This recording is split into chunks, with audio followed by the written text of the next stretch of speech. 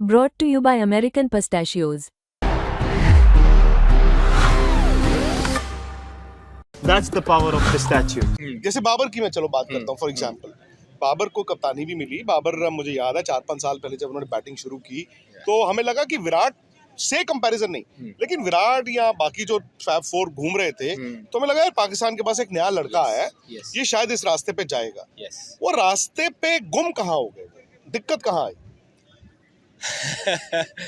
पहले तो ये इसका जवाब तो वो बहुत अच्छी तरह बाबर ही दे सकते हैं, लेकिन जब मैं हमेशा ये कहता हूँ कि जब आप अपनी टीम को पीछे छोड़ते हैं, अपने आप को आगे रखते हैं ना, तो प्रॉब्लम्स आती हैं। और कहीं ना कहीं हमारे मीडिया का भी कसूर है, जैसे मैंने आपको बोला हमारे सिस्टम का भी कसूर है कि वो भी चीज़ें दे दी गई जिनकी ज़रूरत नहीं थी।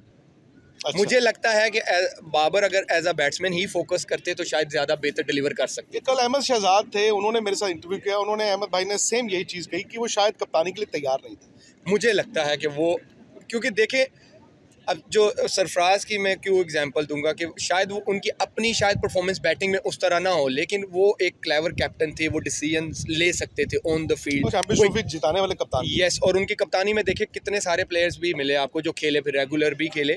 तो मुझे लगता है बाबर ना तैयार थे। एक होता है ना आज जैसे सचिन कभी अच्छे थोड़े अरसे के लिए आए कैप्टन, वो नहीं बन सके, छोड़ दिया, उन्होंने कहा मैं बैटिंग करूंगा।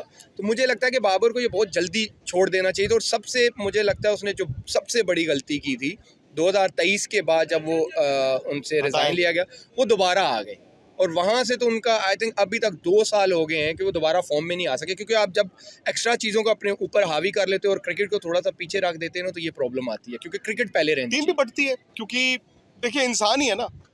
मेरी बजाय आपको कप्तान बनाया गया, 4 महीने बाद मैं फिर दोबारा कप्तान बन गया, तो आप अगर नाराज होंगे तो 4 लोग और आपके साथ तो नाराज होंगे। डेफिनेटली ये होता है कि देखिए मैं ये इसमें एक बंदे का कसूर नहीं होता ना, फिर सिस्टम का होता है कि सिस्टम ने पहले उसको हटाया, फिर वो चेयरमैन साहब चेंज हुए, पहले उस दूसरे सिस्टम ने रखा शहीन को एक सीरीज़ के लिए, फिर मोहसिन नकवी साहब आए, इन्होंने बाबर को लगा दिया। और पहले तो लड़ाई आपने सिस्टम ने यहाँ से शुरू करवा दी कि एक सीरीज़ के लिए एक लड़का बना, वो एक सीरीज़ आ रहा, वो हट गया, एक लड़का 4 साल से कप्तान था वो लगा रहा, वो 3 महीने के बाद फिर आ गया।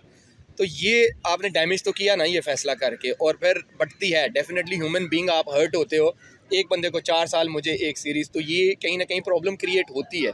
लेकिन मैं कहता हूँ कि ये भी सिस्टम का ही कसूर है, क्योंकि आपको लड़कों को, मैंने आपको जैसे पहले बोला कि वो चीज़ें देनी चाहिए थी जिसके वो हकदार थे। यस, उनको आप सेंट्रल कॉन्ट्रैक्ट के पैसे बढ़ा रहे थे, बिल्कुल फेयर इनफ, मैच फीसिस बढ़ा रहे थे, फेयर इनफ। जब एक बंदा एक चीज़ आप डिलीवर नहीं कर सका और 4 साल से आप देख रहे हो कि इवेंट में वो नहीं कर सका, तो आपको नहीं करना चाहिए था। तो उसके बाद फिर बाबर का जैसे आपने बोला कि दिक्कत कहाँ आई, वो फैसला मुझे लगता है बाबर को 2 साल से अभी तक डैमेज कर रहा है उसकी परफॉर्मेंस को। क्या चैंपियंस ट्रॉफी भी इंडिया ही जीतेगा? चैंपियंस ट्रॉफी की लाइव कवरेज दुबई से सीधा मेरे साथ, और साथ ही स्टूडियो में गर्मा गर्म बहस। आप भी जुड़िए स्पोर्ट्स तक के साथ इस चैंपियंस ट्रॉफी के सफर में।